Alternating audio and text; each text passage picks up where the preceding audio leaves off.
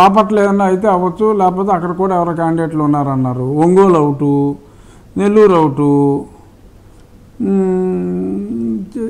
అంతే. తిరుపతి ఎంపీ కూడా MLA ticket అంట, సత్యవేడు.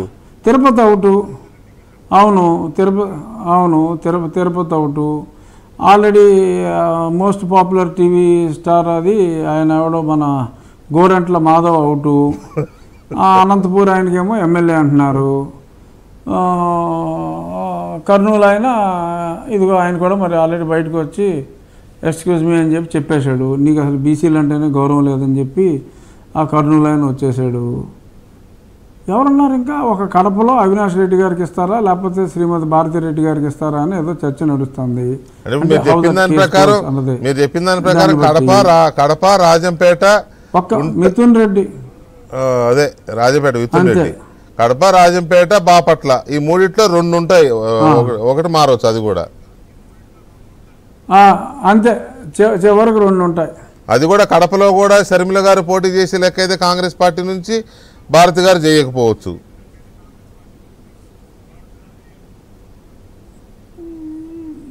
ఏమో చెప్పలేం అంటున్నారు. సో ఏదైనా 2 మ్యాక్సిమమ్ అంతే. ఏదైనా 2 మ్యాక్సిమమ్ అంతే. ఏంటి మీ ప్రస్తుత పార్టీ భవిష్యత్తు మీద మీకు ఎలాంటి చూడండి మరి అంచనాలు ఉన్నాయి? భవిష్యత్తు చాలా స్పష్టం అండి. భవిష్యత్తు జగన్మోహన్ రెడ్డి గారికి కూడా స్పష్టంగానే ఉంది. కానీ ఆయన నటిస్తున్నారు తప్ప ఆయనకి స్పష్టంగానే ఉంది. ఎంపీలు అయితే ఏదైనా బ్రహ్మాండం బద్దలైతే ఒక 3 స్థానాలు రావచ్చు వెంకటకృష్ణ గారు. ఇంకా ప్రస్తుత పార్టీ కాబట్టి నేను చాలా రీజనబుల్గా చెప్తున్నా. గ్రౌండ్ రియాలిటీకి చిన్న అడ్వాంటేజే ఇచ్చి చెప్తున్నా. ఎమ్మెల్యేలు మరి ఇప్పుడు షర్మిల ఎఫెక్ట్ ఏ స్థాయిలో ఉంటుంది, రేపో మాపో మరి తనకి ఆ పీసీసీ అనౌన్స్మెంట్లు, మరి అనిల్ తిరగటాలు, ఇవన్నీ కూడా ప్రాక్టికల్గా మనం చూసిన తర్వాత కరెక్ట్గా అంచనా వేయగలం. ఇవాళ షర్మిల ఇంపాక్ట్ 0 అనుకుంటే వాళ్ళకి ఒక 30 స్థానాల్లో మ్యాక్సిమం 30 నుంచి 35 ఆన్ ద హయ్యర్ సైడ్ ఆ లెవెల్లో ఉంటుంది. రేపు షర్మిల చురుగ్గా పాల్గొని ఆ పాత కాంగ్రెస్ క్రిస్టియన్ ఓట్స్ని మరి బ్రదర్ అనిల్ ఒక 5% లాగగలిగినా మరి ఆ రిజల్ట్ చాలా భయంకరంగా ఉంటుంది. 20 లోపు ఉండే అవకాశం కూడా ఉంది నా ప్రస్తుత పార్టీకి. అదర్వైజ్ బ్రహ్మాండం బద్దలైతే 35 అండి. అనిల్, షర్మిల తమ పాత్రని సక్రమంగా పోషించగలిగితే yes it could be below 20. అంతకుమించి అసలు అవకాశమే లేదు.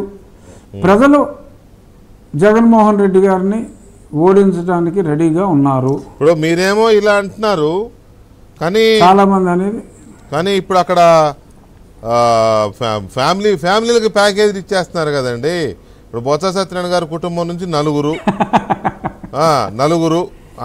ఏం చేస్తారు సార్? మరి అభ్యర్థులు దొరకకపోతే ఏం చేస్తారు?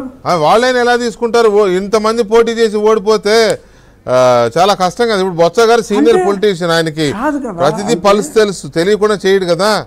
ఒక తమ్ముడికి టికెట్, మేనల్లుడికి ఎంపీ, వారి సతీమణికి ఎంపీ, ఆయన ఎమ్మెల్యే, అట్లాగే ఇంకా చాలా ఉన్నాయి. ఇప్పుడు మన ఆదిమూలం సురేష్ తమ్ముడు. మీరు సురేష్ తమ్ముడే కాదు, సురేష్ కజిన్ కూడా ఇంకోటి ఉన్నాడు. అదే అంటున్నా. ఇట్లా 4-5 ఫ్యామిలీ. ఇప్పుడు పెద్దిరెడ్డి రామచంద్రారెడ్డి గారి ఫ్యామిలీ, వాళ్ళు 3 ఉన్నారండి. ఆయన ఇంకో 3 ఉంటే అలాగా 4వ కావాలని అడుగుతున్నారు పెద్దిరెడ్డి గారు. ఆదిమూలాలు 3 ఉన్నారు. ఓకే, ఆదిమూలం సురేష్ గారు, ఆదిమూలం ఇంకెవరో తిరుపతి ఎంపీ ఇచ్చారు, ఆదిమూలం సమ్ కోణం ఏదో ఉంది, సమ్ కోణం. తర్వాత ఆదిమూలం సతీష్ అని వారికి కూడా ఎక్కడో ఇచ్చారు, ఆ కర్నూలు దగ్గర ఆ పక్కన ఎక్కడో. సో వాళ్ళ కజిన్ బ్రదర్ అట. 3 ఆదిమూలాలు ఉన్నారు.